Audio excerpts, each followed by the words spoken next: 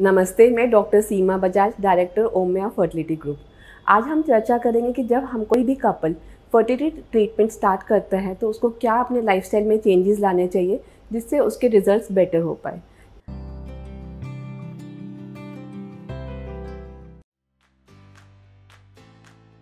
Subscribe to Omia Fertility and press the bell icon to never miss an update. एक treatment या कोई भी fertility treatment जब हम कराते हैं तो वो हमारे इमोशंस, हमारे फाइनेंसेस, हमारे रिलेशनशिप और हमारे ड्रीम्स पे इफ़ेक्ट करता है। ये हमारी लाइफ का एक बहुत इंपॉर्टेंट डिसीजन होता है। तो इसके लिए हमें चाहिए कि हम अपने लाइफस्टाइल में कुछ चेंजेस लाएं जिससे हमारे रिजल्ट्स बेहतर हो पाए। तो सबसे इम्पॉर्टेंट बात होता है हमारा डाइट। अगर हम ओबीस है, हमारा BMI 30 से ज़्यादा है, या हम अंडरवेट है जिसमें हमारा BMI 19 है, तो हमें उसको इंक्रीज़ करना होता है। अगर हम ओबीस है तो हमें अपना वेट लॉस करना है। हमें अपनी डाइट में मोर प्रोटीन्स लाने होते हैं, लेस ऑफ कार्बोहाइड्रेट लाने होने चाहिए और जंक फूड अवॉइड करना है। प्रोटीन्स मतलब हमें दूध लेना है, पनीर ले सकते हैं, हम सोया ले सकते हैं, चना ले सकते हैं। तो अगर जब हम अपनी डाइट में चेंजेस लाएंगे तो हमारे कोई भी ट्रीटमेंट का इफ़ेक्ट ज़्यादा अच्छा आता है। दूसरी बात होती है कि हमें एक्सरसाइज एंड डाइट दोनों इकट्ठा ही चलते हैं। अगर हम एक्सरसाइज करेंगे तो भी हमारी ओबेसिटी या हमारा वेट लॉस होगा। हमें कम से कम हफ्ते में 5 दिन एक्सरसाइज करनी चाहिए, 30 मिनट पर डे एक्सरसाइज करनी चाहिए। वॉकिंग जो होती है एक बहुत अच्छी एक्सरसाइज है। ब्रिस्क वॉकिंग करनी चाहिए करीब दिन में 30 मिनट्स के लिए।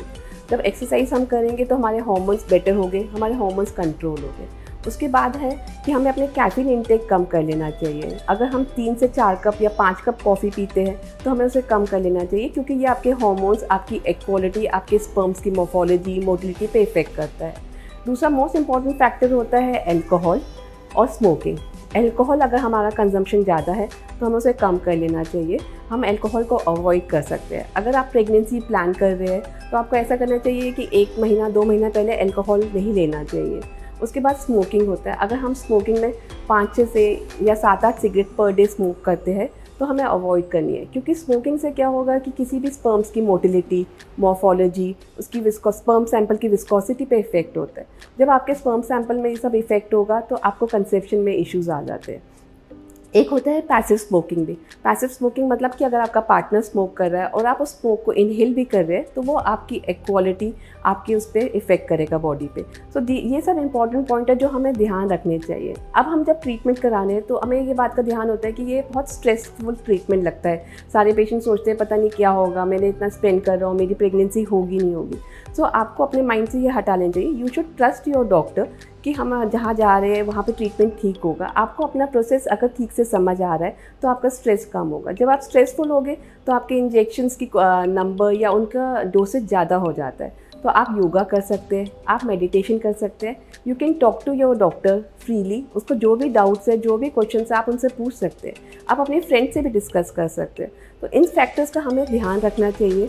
इसके बाद आप जब ट्रीटमेंट स्टार्ट करते हैं तो कुछ सप्लीमेंट्स होते हैं जो आपकी डाइट में ऐड होते हैं या डॉक्टर आपको प्रिस्क्राइब करता है, जैसे कि DHA है, कोएंजाइम Q10 है। ये सप्लीमेंट्स मल्टीविटामिन्स या एंटीऑक्सीडेंट्स होते हैं जो कि आपके स्पर्म्स और एग्स दोनों की क्वालिटी को इम्प्रूव करते हैं। तो अगर हम कोई भी ट्रीटमेंट स्टार्ट कर रहे हैं, चाहे वो IVF हो या IUI हो, या हम जब प्रेगनेंसी प्लान कर रहे हैं, तो ये विटामिन्स हमें ले लेने चाहिए। अब हम समझने चाहिए कि कोई भी ट्रीटमेंट, फर्टिलिटी ट्रीटमेंट जो होता है वो आपकी बॉडी, आपके माइंड सबको इफ़ेक्ट कर रहा है। तो हमें अपने आप को स्ट्रेस फ्री रहना है, हमें मल्टीविटामिन्स या एंटीऑक्सीडेंट्स लेने हैं, हमें अपनी डाइट को अच्छा रखना है और हमें रेगुलर एक्सरसाइज करनी है। अगर हम IVF ट्रीटमेंट करा रहे हैं तो ये ट्रीटमेंट है जो कि करीब 10 से 12 दिन चलता है, जिसमें आपको इंजेक्शंस लेने हैं। तो हमें हमेशा इस बात का ध्यान रखना है कि अगर हम खुद हेल्दी है तो हमारा बेबी हेल्दी होगा। So these are the points जो हमें हमेशा याद रखने हैं और हमें सोचना है कि हम ये अपनी डाइट को पहले 1 महीना ठीक कर ले, जिससे हमारे अच्छे एम्ब्रियोज बने या हमारे एग्स अच्छे हो जाए या हमारी स्पर्म्स की क्वालिटी अच्छी हो जाए। Once the couple has decided to go for a fertility treatment, तो सबसे इम्पॉर्टेंट पार्ट होगा कि आपको अपने डॉक्टर पे ट्रस्ट होना चाहिए, आपको क्लिनिक का चुनाव सही होना चाहिए और तीसरा है कि पेशेंस होना चाहिए। आपको कोई भी क्वेरीज हो, कोई भी डाउट हो तो आप कमेंट बॉक्स में लिख सकते हैं या आप हमारे क्लिनिक पे विजिट कर सकते हैं, ओमिया फर्टिलिटी, सफदरजंग इंक्लेव।